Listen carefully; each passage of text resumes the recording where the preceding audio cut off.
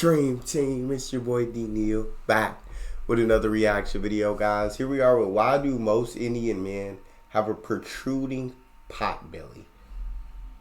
Very intrigued to know this. Is it just Indian men? Is it men in general, or what's going on? Before we dive in, make sure you subscribe, ring the notification bell, get a video a thumbs up, and let's find out. So the question we're going to resolve today is why do most Indian men have this protruding pot belly? Indian women also are getting larger midsections as well. Why is this, and what could be done about it? When I was in practice, a good portion of my patients were from India. And the reason they came in is to get rid of this belly fat. But it's not just belly fat. There is a huge component of digestive problems. Anytime someone has a belly, they're also going to have a fatty liver. And then when you do a deep dive into the topic of digestive problems in India, well, we don't really know. It's unknown. It's probably stress. It's a lack of exercise. But they're missing the obvious. What's the elephant in the room? Let's dive into that topic right now.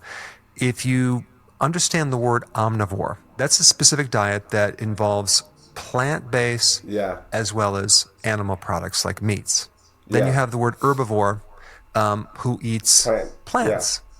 And if we look at a gorilla, which is an herbivore, and they're grazing all day long to get enough food, they always have a protruded, huge belly, sometimes even wider than their shoulders. Now, if we compare that to a chimpanzee, who is an omnivore, they will eat other animals and meat as well as plants. Chimpanzees have flat stomachs. We have a goat named Billy. Karen was gone for a few days, so I was looking after the goats, and I noticed baby Billy had this huge protruded stomach, and I was concerned. And so I drove Billy in my car over an hour to go to the vet to see what was wrong. And the vet took one look at Billy and said, "This is normal. Goats are supposed to have a belly." And I'm like, oh, okay. I had no idea. So what's going on there, and how is that similar to human? Yeah, I do know, because I know Indians do eat meat, but I know they're like much less likely to eat meat than it feels like everywhere else. You feel me? But I'll just compare it to the U.S. Much less likely to eat meat than those in the U.S. Where, I mean, I can't really speak in the U.S. We're the most obese nation in the world, so maybe we need to cut down on what we eat. So I guess there just has to be kind of a balance of things. There has to be a proper balance of things. This is very interesting.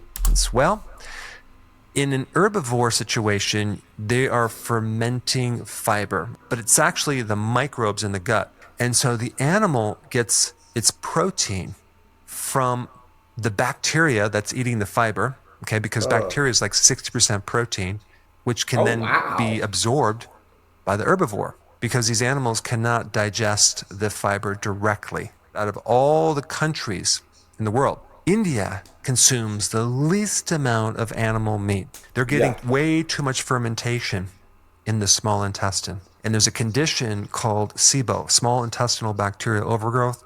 And that's a situation where you're getting fermentation in the wrong place, because you have the stomach, then you have this long small intestine, and then you have the large intestine.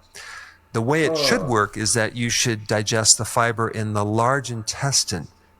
If you look at the history of what an Indian ate 5,000 years ago, 100 years ago, they were not big meat eaters. However, they did eat meat here and there, and occasionally they had goat and sheep, but not beef. In the current diet, the three primary ingredients that are in pretty much all ultra-processed foods are the sugar.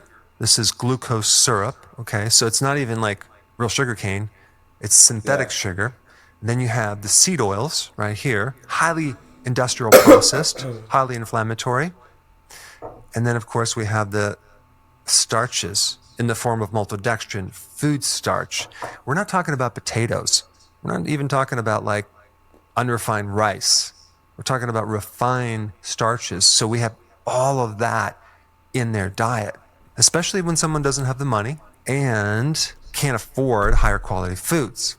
And so I remember I kind of watching a video where they were kind of going through the street food in India, and it was just certain places in India, not But a lot of the street food they were eating just they didn't have any meat in any of the street food that they were eating in that specific video.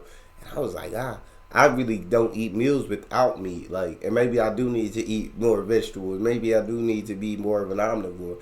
But I'm more so leaning towards the carnivore side, where like I'm eating mostly meat.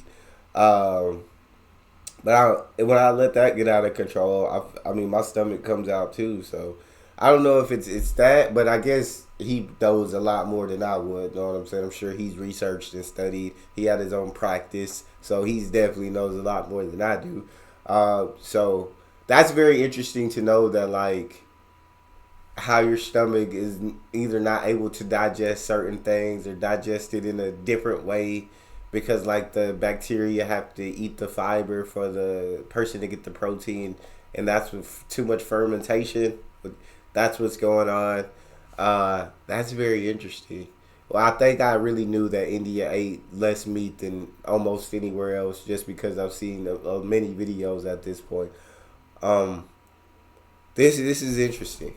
So if we add that into the mix, now we start to really break down the stomach lining to the point where you can get ulcers, something called gastritis.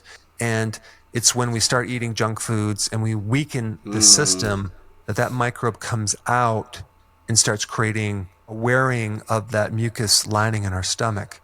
Suspect that's H. pylori. And H. pylori has a very interesting strategy to help it survive, of decreasing your stomach acid.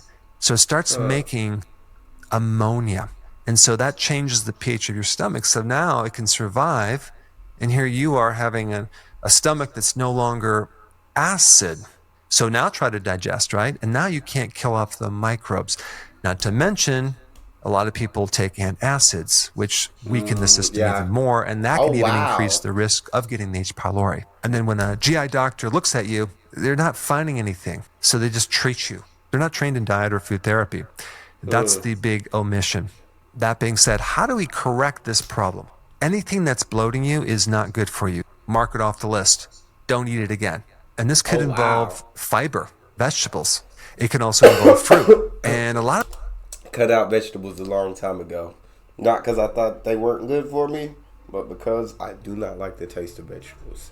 So I managed to cut vegetables out of the diet long ago. Long ago. Said, nope, don't like any of these vegetables. Not my thing. I don't like them. A lot of these grains also are very high in omega-6, so it's going to create inflammation. Now, the other thing I would do parallel to this is I would not do snacks between meals.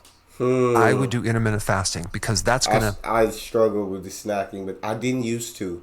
I did not used to struggle snacking between meals because when I lived alone, I had no snack. I wouldn't put snacks in my house. Only eat food for meals. Meal prepped, all good. Now I moved in with my woman. Snacks in the house between meals. I snack and I snack and I snack, and I'm having trouble getting back down to where I was before we got together. But I just gotta have better willpower. I just gotta have stronger willpower.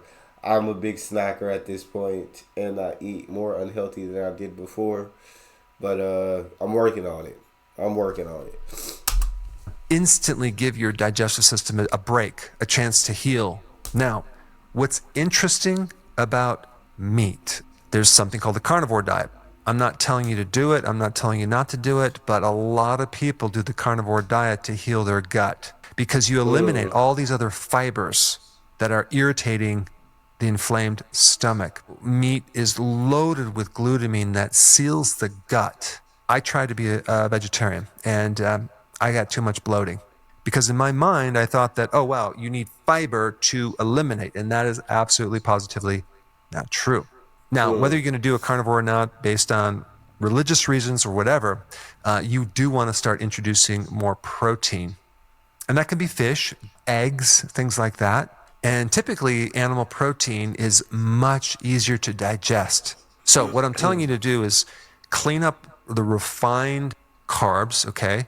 See how that goes. And if you still have bloating, you're going to have to start eliminating some of these other foods. There's a couple other things I would recommend. One remedy is called betaine hydrochloride. The only time I wouldn't take it is if you have an ulcer or gastritis. It's going Oh, to increase the acid of your stomach. And so when you take this betaine hydrochloride, you take like maybe 5 or 6 of them at a time before you eat, your stomach's going to start feeling better and better and better because you're oh, reestablishing that pH. So when you eat food, if there's pathogens in there, they'll be killed. And then they won't end up oh. in your small intestine and start to ferment and all these other issues. So I think this is a really good start to turn things around. But for a more detailed understanding of the digestive system and what to do for various situations, I put that up right here. Check it out. Dang, that was very cool to watch. He was very informative. Uh, Indians, y'all let me know how y'all feel about this. I mean, do you know a lot of men with pot bellies over there in India? Or nah, do you know a lot of flat stomach men? What's their diet? What's going on? Exercise, does that play a factor in this? I'm sure it does. But that's all we got. Make sure y'all subscribe, ring notification bell, get a video a thumbs up. It's your boy D Neal, out.